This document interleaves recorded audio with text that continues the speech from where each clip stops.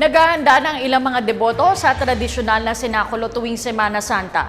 Paalala naman ng simbahan, mas mahalaga pa rin ang matibay na paniniwala sa Diyos at pag-alala sa ginawang sakripisyo ni Hesukristo.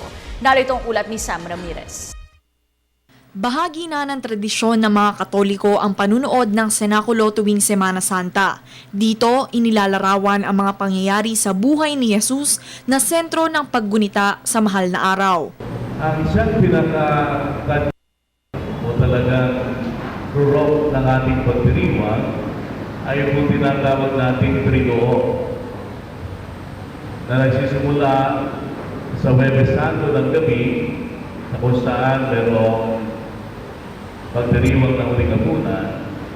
Tapos kinabukasan ay Biyernes Santo, yung pagpapakasakit at pagkamatay ng Panginoon. At ang huli na siyang pinakamahalaga ay yung muling pagkabuhay ng Panginoon. Isa si Lola Juliet sa mga nanonood ng senakulo tuwing Holy Week, kabilang na ang kanyang 2 apo at ang magkasintahan na sina Ariel at Kim. Gusto ko pong makita nila kung ano po yung mga naging mga pangyayari nung unang panahon, nung panahon ni Kristo, para kapulutan nila ng aral. Para po malaman po namin yung storya ng detalyado yung nangyari kay Jesus Christ.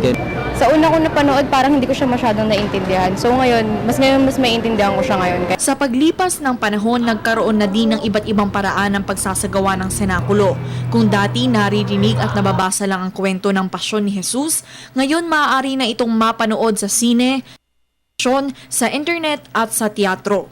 Iba-iba man ang paraan, nananatili pa rin ang mensahe ng sakripisyo at walang pasubaling pagmamahal niya.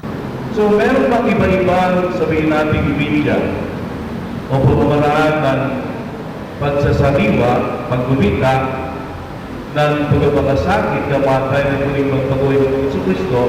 Malayo ang importante at mahalaga rito ay yung mensahe.